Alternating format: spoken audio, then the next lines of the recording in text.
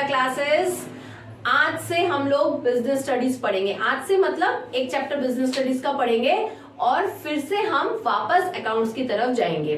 ठीक है, तो आज हम लोग बिजनेस स्टडीज का क्लास 12 का ही सिलेबस मैंने स्टार्ट किया है। फिर से मैंने पिछले क्लास में बताया था कि सीबीएसई और वेस्ट बंगाल बोर्ड के बच्चों के लिए जो बीएसटी है वही आईएससी वाले बच्चों के लिए कॉमर्स है, तो कंफ्यूज नहीं होंगे बिल्कुल भी। आज हम लोग बिजनेस स्टडीज का फर्स्ट चैप्टर करने के लिए जा रहे हैं। तो देखिए, बहुत ही इंटरेस्टिंग चैप्टर है और इस चैप्टर में आपको बहुत मजा आने वाला है। बिजनेस स्टडीज में पहला चैप्टर हमारा क्या है? पहला चैप्टर है हमारा nature and significance of management. ठीक है, तो सबसे पहले हम लोग ये जानेंगे कि मैनेजमेंट क्या होता है। तो आप एक बात जान लीजिए, मैनेजमेंट हमारा हर समय, हर एक जगह, हर एक मोमेंट हम मैनेजमेंट देख रहे हैं और मैनेजमेंट से ही सारे काम हो रहे हैं। मैनेजमेंट से ही आपका घर चल रहा है, मैनेजमेंट से ही स्कूल चल रहा है, मैनेजमेंट से ही कंट्री चल रहा है, मैनेजमेंट से ही ऑर्गेनाइजेशन चल रहा है। ठीक है, सपोज करिए, एग्जाम्पल आपको बता रही हूं, आप अपने घर से शुरू करिए, जो आपको सबसे बेस्ट समझ में आएगा। आपके घर में मैनेजमेंट का काम कौन करता है? आपकी मम्मी करती है। ठीक है, हर महीने मम्मी को पापा जब पैसे देते हैं तो उनका रिस्पॉन्सिबिलिटी होता है कि घर को चलाना। तो सबसे पहले मम्मी क्या करती है? मम्मी किस तरह से सारे काम एडजस्ट हो पाएंगे उतने पैसे में वो एक प्लानिंग करती है कि कैसे इतने पैसों में पूरे महीने मुझे घर चलाना है, कहाँ कितने पैसे खर्चे करने हैं, कहाँ कितने पैसे खर्चे नहीं करने हैं। इस तरह से फिर अगर कहीं ज्यादा खर्चा हो रहा है तो कैसे कंट्रोल करेंगी, अगर कहीं पर कोई वेस्टेज हो रहा है तो वहां पर उसे कैसे रोकेंगी, फ्यूचर प्लानिंग कैसे करेंगी कि आगे आने वाले टाइम में अगर कभी ऐसा हो जाए कि पापा को 30 को सैलरी मिलना और 5 को सैलरी मिला, नहीं मिला, 5 दिन बाद मिला, तो वो उसके लिए भी कुछ अनसर्टेनिटीज आ जाए तो वो उसके लिए भी तैयार रहेगी कि कोई बीमार हो जाए तो वहां मुझे एक्स्ट्रा पैसे खर्चे करने लग सकता है, तो उसके लिए वो कुछ पैसा सेव करके भी चलेगी, है ना। फ्यूचर के बारे में सोच के कि कभी कुछ भी अनसर्टेन, लाइफ अनसर्टेन है, कभी भी कुछ हो सकता है, तो उस केस में वो फ्यूचर को सोच के कुछ पैसे जरूर हटा के रखती है कि अगर फ्यूचर में ऐसा कोई जरूरत पड़ जाए तो उसके लिए। तो ये सारी चीजें हम लोग अपने घर से ही देख रहे हैं, घर से ही चलते आ रहा है। तो आज हम लोग मैनेजमेंट को जब पढ़ने जा रहे हैं, आप बिल्कुल देखिए, बहुत सारे बच्चों को टफ लगता है, लेकिन आप इसे बिल्कुल सिंपल करके समझेंगे तो आपको इससे अच्छा और कुछ भी नहीं लगेगा। बहुत इंटरेस्टिंग है क्लास 12 का बिजनेस स्टडीज। आइए चलिए देखते हैं हमारा डेफिनेशन क्या है मैनेजमेंट का। ठीक है, management is the art of getting things done through others. Management एक ऐसा आर्ट है जिस आर्ट के थ्रू हम जो भी गोल है, जो भी हमारा काम है, उसको हम दूसरों से करवाते हैं। Management is the art of getting things done through others.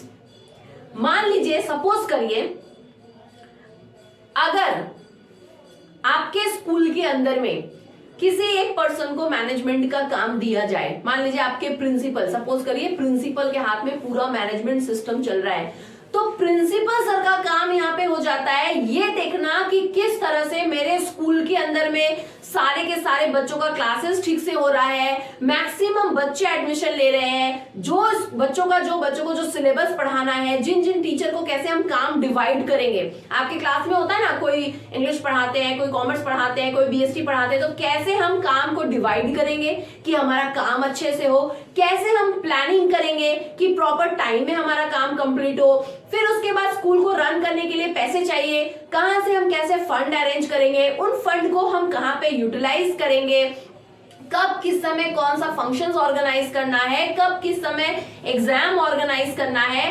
तो ये एक तरह का आर्ट है।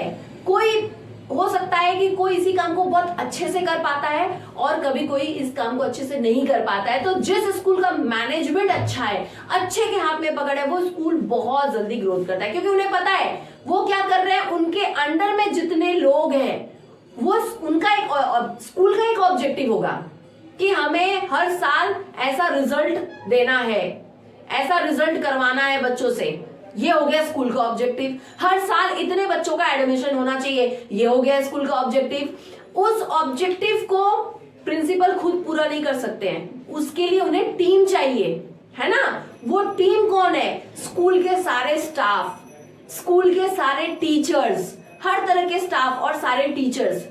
तो यहाँ पे प्रिंसिपल सर सारा काम खुद जगह हर जगह प्रेजेंस होकर सब खुद नहीं कर सकते हैं।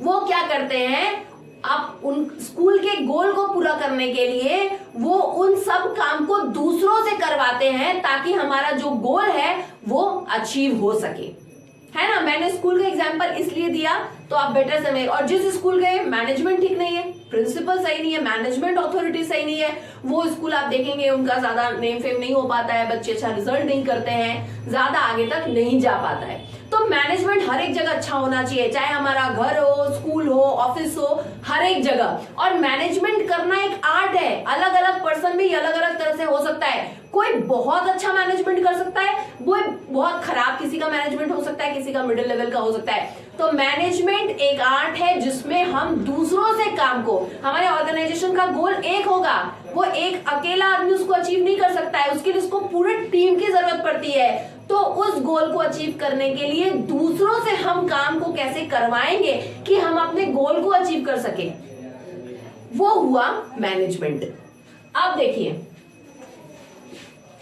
इट रेफर्स, अच्छा, through others and with formally organised group, ये वाला डेफिनेशन हमने पढ़ा। अब हम लोग इसमें आ जाएंगे। इट रेफर्स टू द, ये एक और डेफिनेशन, दूसरा डेफिनेशन है मैनेजमेंट का। It refers to the process of conducting a set of functions. Management में क्या होता है, मैनेजमेंट एक तरह का एक प्रोसेस है जिसमें बहुत सारे काम आ जाते हैं, बहुत सारा काम आता है। वो सारे काम को एक साथ मिला के हम बोल सकते हैं कि ये हुआ मैनेजमेंट। सोचिए, जैसे हमें अगर मान लीजिए फॉर एग्जाम्पल हमने क्या किया, हम एक बिजनेस स्टार्ट करने का सोचे, बिजनेस स्टार्ट किया, सबसे पहले प्लानिंग करेंगे किस चीज का बिजनेस करें, हमारे इस लोकेलिटी के अकॉर्डिंगली कौन सा बिजनेस मुझे करना चाहिए जो मेरे लिए प्रॉफिटेबल हो। सबसे पहले हम प्लानिंग करेंगे कि करना क्या है ना। जैसे आपका एग्जाम है तो पहले आप प्लानिंग करोगे कि मुझे किस फील्ड में जाना है, मुझे क्या करना है। उस प्लानिंग के अकॉर्डिंगली फिर आप सोचोगे कि मुझे रिजल्ट कैसा करना चाहिए, कैसा मेरा कौन सा सब्जेक्ट होना चाहिए, है ना। तो सबसे पहला काम शुरू होता है हमारा प्लानिंग से। तो मैनेजमेंट में, मैनेजमेंट एक ऐसा प्रोसेस है जिसमें ये फंक्शंस, ये पूरा सेट ऑफ फंक्शन, 5 फंक्शन है बेसिकली मैनेजमेंट में। क्या क्या है?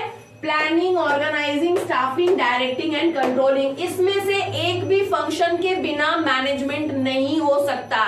ये सारे काम एक साथ जब मिलते हैं तभी जाकर के मैनेजमेंट हो सकता है। आज अगर हमको कोई काम शुरू करना है, सबसे पहला काम हम क्या करेंगे, सबसे पहले हम प्लानिंग करेंगे। First and foremost function of the management, सबसे पहला प्लानिंग करेंगे कि काम क्या करना है, कैसे होना चाहिए। प्लानिंग जब हमारा हो गया काम का, उसके बाद हम ऑर्गेनाइजिंग करेंगे। हमने प्लानिंग कर लिया कि सपोज करिए कि मुझे एक कपड़े का बिजनेस करना है, ठीक है, गारमेंट्स का बिजनेस करना है, या मुझे एक शोरूम खोलना है, या सपोज करिए मैंने एक प्लानिंग कर लिया कि मुझे एक इंस्टीट्यूशन चालू करना है, XYZ कुछ भी काम आपको करना है। प्लानिंग करने के बाद तो उसके लिए आपको बहुत चीजें चाहिए ना, आपको जगह चाहिए, आपको स्टाफ चाहिए, आपको रॉ मैटेरियल, मान लीजिए आप प्रोडक्शन हाउस कोई खोलना चाहते हैं जहां पे किसी चीज का प्रोडक्शन होता है, तो आपको रॉ मैटेरियल्स चाहिए। फिर आप क्या करेंगे, धीरे धीरे आप ऑर्गेनाइज करना स्टार्ट करेंगे कि आप क्या ऑर्गेनाइज करेंगे। बेसिकली आप सबसे पहले देखेंगे कौन सा जगह ऑर्गेनाइज करना है, भैया मुझे पैसे चाहिए तो पैसे कहां से लेके आना है, आप वो ऑर्गेनाइज करोगे। अब स्टाफ, अब सब कुछ जो जो चीजें आप चाहिए, फिर आप उन सबको ऑर्गेनाइज करना स्टार्ट करोगे। ऑर्गेनाइज जब हमारा हो जाएगा, सब कुछ हमारे पास अरेंज हो गया, लैंड अरेंज हो गया, लेबर अरेंज हो गया, फाइनेंस कैपिटल अरेंज हो गया, सब कुछ हमने अरेंज कर लिया।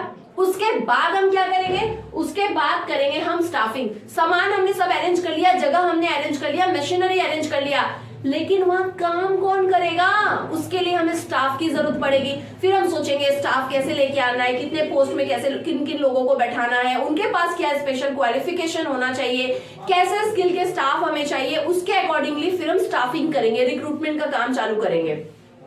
क्योंकि विदाउट एम्प्लॉइज रन कौन करेगा ऑर्गेनाइजेशन को, प्रोडक्टिविटी कौन बढ़ाएगा, प्रोडक्शन कौन करेगा, बिजनेस को चलाएगा कौन। So we need staff to run the organisation. तो फिर हमारा काम होता है स्टाफिंग, जिसमें हम एम्प्लॉइज को रिक्रूट करते हैं अपने ऑर्गेनाइजेशन में अलग अलग पोस्ट पे, उनके स्किल के, हमारा जिस स्किल की जरूरत है, जैसे काम की जरूरत है उसके अकॉर्डिंगली। स्टाफिंग का काम हो गया, हमने काम पे रख लिया सारे लोगों को। उसके बाद हम क्या करेंगे, जब हमारा स्टाफिंग हो जाता है उसके बाद बारी आती है डायरेक्टिंग की। आपने स्टाफ रख लिया, वहां काम खत्म हो गया?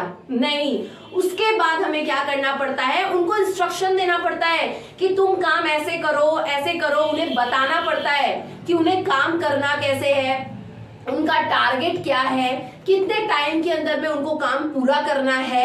मेरा उसके बाद काम होता है उनको डायरेक्शन देना, उन्हें बताना उनके काम के बारे में। ठीक है, जब हमारा डायरेक्टिंग, हमने इंस्ट्रक्शन दे दिया, काम बता दिया, सब कुछ प्लानिंग हो गया हमारा, उसके बाद लास्ट फंक्शन है हमारा कंट्रोलिंग। अब कंट्रोलिंग क्या होगा, काम बता दिया स्टाफ को काम बता देने तक हमारा काम खत्म नहीं होता है। हमने उन्हें काम बता दिया, समझा दिया, ट्रेनिंग दिलवा दी, उन्हें प्रॉपर तरीके से स्किल डेवलपमेंट करना था वो भी करवा दिया। लेकिन मान लीजिए हमने उन्हें टारगेट दे दिया, डायरेक्ट कर दिया कि तुमको पर डे 100 पीसेस बनाना है, एक एक वर्कर्स को डायरेक्शन दे दिया, काम खत्म। लेकिन उसके बाद इंपॉर्टेंट क्या हो जाता है, आप उन्हें कंट्रोल नहीं करोगे तो वो कभी भी सही से काम नहीं करेंगे। अगर किसी के ऊपर कोई प्रेशर ना हो, प्रॉपर कंट्रोलिंग ना हो, तो काम कभी सही नहीं होगा। आपके घर के अंदर में आपके पापा का कंट्रोलिंग है, आपकी मम्मी का कंट्रोलिंग है, इसलिए आपका घर बिल्कुल सही से चलता है। स्कूल के अंदर में प्रिंसिपल का, हायर अथॉरिटीज का कंट्रोल है, इसलिए स्कूल अच्छे से चलता है और कंट्री चल रहा है, क्योंकि हमारे मोदी जी का पूरा कंट्रोल है उसके ऊपर। दिखना पड़ता है, जब हम वर्क दे दिए, काम दे दिए, टारगेट दे दिए, उसके बाद हम क्या करेंगे, हम कंट्रोलिंग स्टार्ट करेंगे कि हमारा काम ठीक से हो रहा है कि नहीं, जो हमने टारगेट दिया था वो अचीव हो रहा है कि नहीं, उसके अंदर में कहीं कमी है तो वो ध्यान रखना, उस पर निगरानी रखना, ये हमारा काम होता है कंट्रोलिंग का। फॉर एग्जाम्पल, सपोज करिए हमने हमारे स्टाफ को टारगेट दिया कि आपको हर डे 1000 यूनिट्स गुड्स प्रोड्यूस करना है। हमने टारगेट दे दिया, डायरेक्टिंग हमने कर दिया। अब डायरेक्टिंग के बाद हम क्या करेंगे, हम ये देखेंगे कि एक्चुअल में उन्होंने काम कितना किया। तो हमने देखा कि टारगेट दिया था 100 यूनिट्स और वर्कर ने प्रोड्यूस्ड किया 75, 80, 70, 85, ये हमारा रेंज रहा। ठीक है, कुछ वर्कर्स का इससे भी बिलो रेंज रहा। तो हम एक्चुअल परफॉर्मेंस जान गए, टारगेट दिया था 100, एक्चुअल परफॉर्मेंस हमने वर्कर्स का देख लिया। अब हम क्या देख रहे हैं, गैप आ रहा है परफॉर्मेंस में। अगर बेटर होता, 100 से ज्यादा होता तो वेरी गुड, तो उनको हम रिवॉर्ड देंगे उस केस में। अगर जितना दिया था उतना अचीव हो गया तब तो कोई बात ही नहीं है। लेकिन अगर हम देख रहे हैं कि हमारा टारगेट से बिलो अचीव हो रहा है, तब हम लोग क्या करेंगे, कंट्रोलिंग करेंगे, देखेंगे कि कहां कमी आ रहा है, उसके पीछे का रीजन क्या था, वर्कर्स ने टारगेट जो अचीव नहीं कर पाया उसके पीछे क्या रीजन था, उसको जानने की कोशिश करेंगे। फिर उन प्रॉब्लम्स को रिमूव करने की कोशिश करेंगे ताकि फर्दर ये लैग ना आए।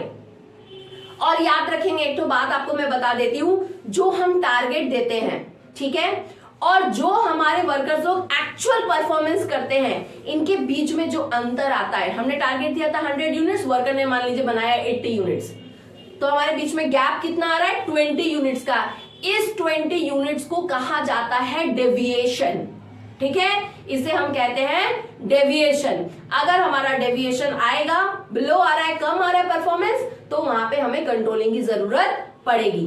तो ये सारा काम जब एक साथ मिलता है वो होता है मैनेजमेंट, जहां पे हम ये सब कुछ करते हैं। मैनेजमेंट अकेला प्लानिंग नहीं है, मैनेजमेंट अकेला कंट्रोलिंग नहीं है, मैनेजमेंट में ये सब काम आते हैं, ये सब एक साथ मैनेजमेंट में होता है। मैनेजमेंट का काम ही है प्लानिंग करना, ऑर्गेनाइजिंग करना, स्टाफिंग, डायरेक्टिंग, कंट्रोलिंग, मैनेजमेंट का काम ही है इन सारे काम को करना अच्छे से, ताकि हम ऑर्गेनाइजेशन के गोल को अचीव कर सके। ठीक है, अब देखिए, to get the work done in an efficient and effective manner, ताकि हमारे काम को एफिशिएंट और इफेक्टिव तरीके से काम पूरा हो सके। अब देखिए फीचर्स ऑफ मैनेजमेंट। पहला फीचर्स है मैनेजमेंट इज गोल ओरिएंटेड। हमारा जो भी मैनेजमेंट होता है वो गोल ओरिएंटेड होता है। गोल ओरिएंटेड होने का मतलब, आप आपको पता है हर एक ऑर्गेनाइजेशन का एक गोल होता है, एक टारगेट होता है। विदाउट गोल के तो हम कोई बिजनेस स्टैब्लिश नहीं, हमारा लाइफ बिना गोल के नहीं हो सकता है, ठीक है। तो कोई बिजनेस कैसे पॉसिबल है? हर एक ऑर्गेनाइजेशन का एक गोल होता है कि इस लेवल तक हमको इतना एक्सपेंशन करना है, इतना ये हमारा टारगेटेड प्रॉफिट है। अब ऑर्गेनाइजेशन खुद कैसे उस गोल को अचीव करेगा? वो रिस्पॉन्सिबिलिटी होती है मैनेजमेंट का कि किस तरीके से वो काम करे कि हमारे ऑर्गेनाइजेशन का जो गोल है वो अचीव हो सके। तो ऑर्गेनाइजेशन का जो गोल होता है वो मैनेजमेंट का गोल बन जाता है, क्योंकि मैनेजमेंट के लिए ही पॉसिबल है कि वो ऑर्गेनाइजेशन के गोल को अचीव कर सके। तो याद रखेंगे, management is goal oriented, management हमेशा गोल ओरिएंटेड होता है, ठीक है। जो हमारे ऑर्गेनाइजेशन का गोल है वही गोल मैनेजमेंट का बन जाता है और फिर मैनेजमेंट उसी के अकॉर्डिंगली काम करना चालू करता है। Management is all pervasive. इसका मतलब क्या होता है? इसका मतलब ये होता है मैनेजमेंट हर जगह पर है। मैनेजमेंट घर में है, स्कूल में है, ऑफिस में है, ईच एंड एवरीवेयर सब जगह मैनेजमेंट है। And without management everything will become zero. अगर आप किसी भी काम से मैनेजमेंट को हटा दो तो वो जीरो हो जाएगा। अगर कोई किसी को शादी का फंक्शन अरेंज करना है, वहां पर अगर मैनेजमेंट ही ठीक नहीं है तो वो काम कभी से नहीं होगा, वो जीरो हो जाएगा। बर्थडे फंक्शन ऑर्गेनाइज करना है, वहां पे मैनेजमेंट नहीं है तो वो जीरो हो जाएगा। आप देखें ना, लाइफ के छोटे छोटे पार्ट में हर एक जगह मैनेजमेंट है, बिना मैनेजमेंट के कुछ भी पॉसिबल नहीं है। तो एक ऑर्गेनाइजेशन हो, घर हो, कहीं पे भी मैनेजमेंट के बिना कुछ नहीं है। Management is everywhere. और अगर आप किसी भी चीज से मैनेजमेंट हटा देते हो ना तो वो जीरो हो जाना है, वो काम कभी भी नहीं होगा सही तरीके से। Management is continuous. मैनेजमेंट एक लगातार चलते रहने वाला प्रोसेस है।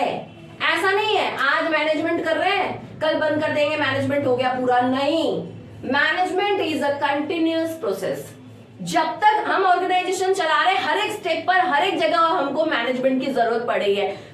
मान लीजिए हमारा सेल्स डिपार्टमेंट है, हमारा परचेज डिपार्टमेंट है, हमारा ह्यूमन रिसोर्स डिपार्टमेंट है। हर एक डिपार्टमेंट एक दूसरे के साथ जुड़े हुए हैं और ये प्रोसेस लगातार चल रहा है, हर कोई एक दूसरे से कनेक्टेड है। अगर हम एक जगह पर मैनेजमेंट को थोड़ा स्टॉप करेंगे ना, आगे का काम नहीं होगा। एग्जांपल देती हूं आपको एक मैं। मान लीजिए मेरा एक या आपका एक मान लीजिए कोई शू मैन्युफैक्चरिंग ऑर्गेनाइजेशन है, मान लीजिए श्री लेदर को ले लीजिए, ठीक है। उसके यहाँ पर अगर वो देखे कि जहां पे जो हमारा मैन्युफैक्चरिंग यूनिट है वो सही से काम नहीं कर रहा है, सही से मैन्युफैक्चर नहीं हो रहे, गुड्स प्रॉपर तरीके से नहीं बन रहे हैं, टाइम पे नहीं बन रहा है, क्वालिटी अच्छे नहीं हो रहे, उसकी वजह से क्या हो जाएगा, हमारा सेल्स डिपार्टमेंट इफेक्ट होगा। अगर जो हमको जितना ऑर्डर देना था, अगर सही से मैन्युफैक्चरिंग डिपार्टमेंट उस टाइम तक अपने ऑर्डर को प्रोड्यूस नहीं करेगा, सेल्स डिपार्टमेंट अपना काम आगे नहीं कर पाएगा। सेल्स डिपार्टमेंट हमारा काम सही से करे तब जाकर के हम देख सकते हैं आगे जाके हम लोग सही तरीके से ऑर्गेनाइजेशन के गोल को अचीव कर पाएंगे, ठीक है।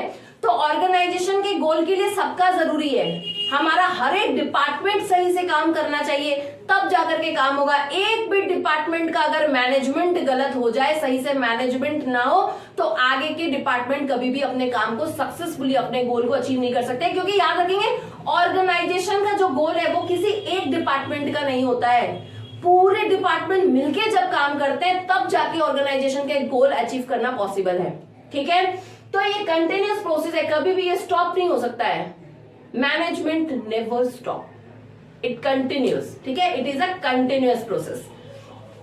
Management is a group activity. और मान लीजिए अगर कभी ऐसा हो जाए हम किसी एक डिपार्टमेंट को देखना बंद कर दें, बाकी पे ध्यान दें कि नहीं भैया इसका मैनेजमेंट का जरूरत है, काम ठीक चल रहा है, क्या हो जाएगा, कभी भी आप देखेंगे पॉसिबल ही नहीं है विदाउट मैनेजमेंट के।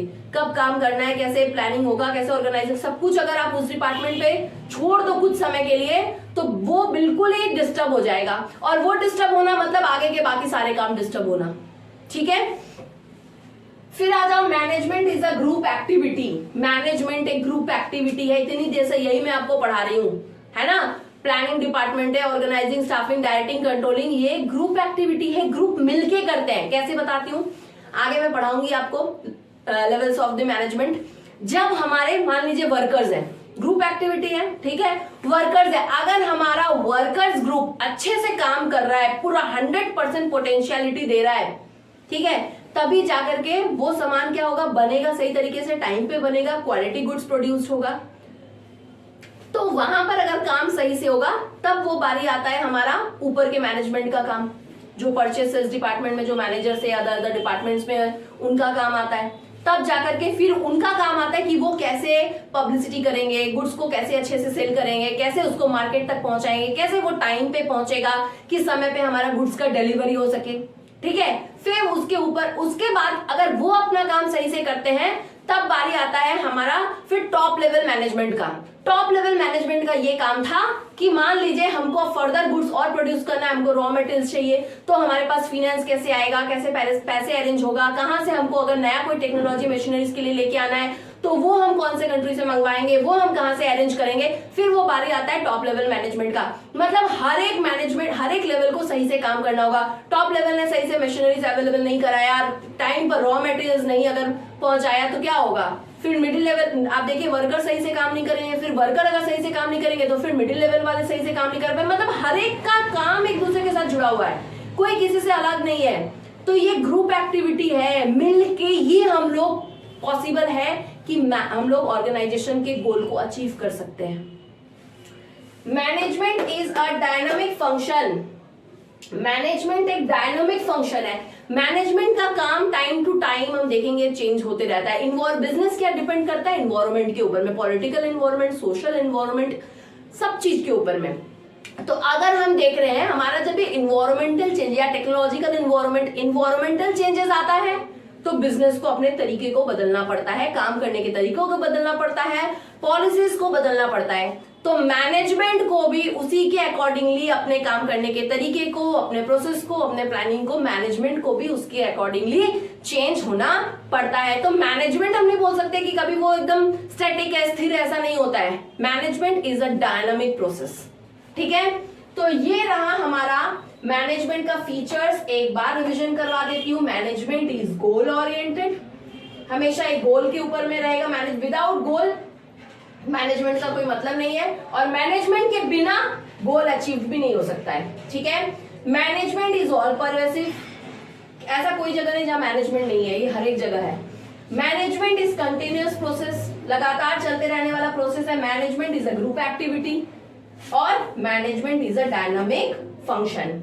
एक बार आप इसको जरूर अच्छी तरीके से अपने घर पे देखिएगा, अपने बुक्स को पढ़िएगा। आप सबके पास जिस जिस राइटर की बुक्स है उन्हीं को खोल के पढ़िएगा।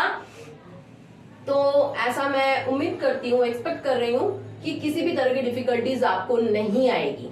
ठीक है, बेसिक था, थोड़ा सा आज डेप्थ में जाना था, ज्यादा फास्ट में नहीं गई, क्योंकि अगर बेस कॉन्सेप्ट बन जाएगा ना तो फिर आगे की चीजों को लेने में आपको बिल्कुल भी दिक्कत नहीं होगी। तो आपको मेरा आज का क्लास कैसा लगा जरूर कमेंट करिएगा, जरूर बताइएगा, और फिर अब मैं आपके साथ अपने नेक्स्ट वीडियो में मिलूंगी। Thank you.